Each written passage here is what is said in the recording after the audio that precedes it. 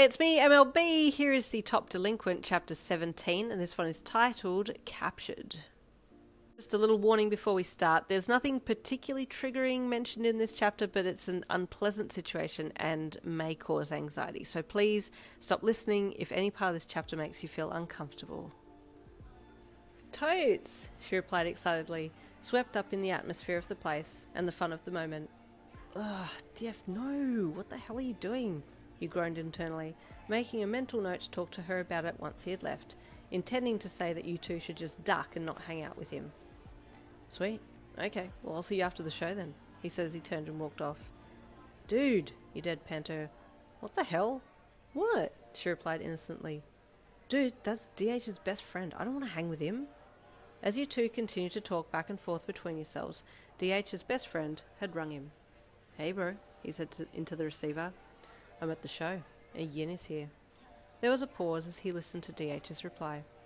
Yeah, no worries. I'll bring her and her friend there, then you can do what you like to her, he said with a wicked, nasty smile pulling at his lips. I got you, bro. Ah, that was so amazing! DF squealed as you two left the stands after the show. That went far too quickly. I want to see them all over again, you moaned. Oh, they're all so freaking hot. Oh my god. Right, DF replied emphatically. I'm so glad we got to come. You and DF continued to chat as you walked, heading off down the road towards the bus stop, completely forgetting about DH's best friend and his invite. Suddenly someone grabbed you and DF by the shoulder each and gripped onto you to stop you in your path. Thought we were going to hang, the person said. You whipped around to face the person, noting with disdain that it was the best friend of your beloved, not ex. Nope, we changed our minds. Laters, you deadpanned as you turned away, shaking his hand off your shoulder. Aw, hey now, he cajoled, letting go of DF and grabbing your shirt again as he dug his fingers into the fabric. Let's not get nasty. Dude, DF said bluntly to him. Don't mind her. We might just head home though. Sorry. We'll hang another time, she added as she placed her hand on his arm to get him to let go of you. Fine, his best friend replied. You guys aren't going to wait for the bus though, are you? You'll be waiting there for a whole night. I'll take you home. No thanks, you deadpanned. Dude, DF said to you, come on, free ride. You and DH's best friend were in the middle of an intense stare-off, neither one backing down. Car's here, the best friend suddenly said, looking up and pointing to a car that pulled up nearby. Your stomach sank as you stood there, looking at the car, knowing this would get out of hand and go south really quickly if you didn't act now. Your eyes flicked from the car across to DF, trying to silently give her a signal to run, without being noticed by your ex's best friend, but she was too busy looking at the car to see you. The driver of the car got out and walked over, smiling innocently as he did. Oh, I don't like this at all, you thought as you stiffened, ready to throw hands if needed. Just then the next wave of people walked past you, pushing forwards towards the bus stop and making it harder for you to keep an eye on DF and the other two boys as they swarmed around you. DF? You suddenly called, realising you couldn't see her anymore. Yen!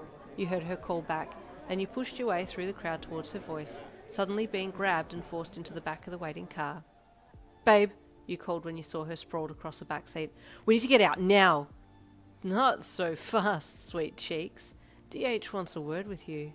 DH's best friend sneered at you as he slammed the car door behind you.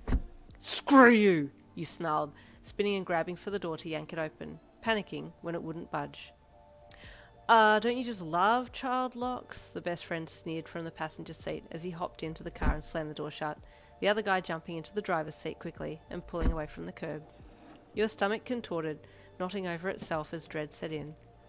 I'm going to be killed, you thought, believing that this was the end. Suddenly rage built inside you, and you lashed out at his best friend in the passenger seat, throwing hands like your life depended on it. Let us out, you bastard, or I'll rip your balls off, you screamed at him, scratching and punching wildly. The best friend retaliated in kind, hollering obscenities back at you while he turned and fought back, landing a good punch to your temple and knocking you unconscious. What are you doing? DF screamed at him. What's going on? Shut the hell up, rag, or you'll be next, he snarled threateningly. When you came to again, you were in the room of the abandoned cottage that DH used to bring you to, a ripped cloth tying your wrists behind your back and cutting off the circulation to your fingers. Oh shit, you gasped internally, the overwhelming dread making you feel 20 times heavier, as if a lead weight had been dropped into the pit of your stomach, slowing your movements as you tried to yank your arms free. Crap. You looked around the dark room, trying to plan logically among the screaming voices in your head. Iida, you suddenly thought. Get your phone and call Iida. You swung your arms from behind you to the side and felt for your pocket. Your phone was still there. Quick, quick, quick, you screamed internally as you fumbled to get it out. You pulled the phone out and unlocked it, quickly dialing Iida's number and praying it would connect instantly. The reception was bad at the dilapidated cottage, and the minute that he picked up it dropped out. Ah, no, you wailed, heart thumping in your chest as the adrenaline took over. You heard voices approaching from outside the door, and you quickly tried to dial Iida again. Where's my screw toy? DH called maliciously as he swung the door open, making you squint heavily as the light came punching in behind him, outlining his ghastly silhouette. Where's DF? You said stiffly. Where is she? She's having fun with my bestie, DH sneered cruelly. You lay one finger on her and... You what? Sit there and cry? He asked with a hostile laugh. Look at you. You're so freaking pathetic. Not the nicest of chapters, and tomorrow's not going to be any better until hopefully Iida turns up and saves her, but we'll have to see what happens. Chapter 18 coming tomorrow.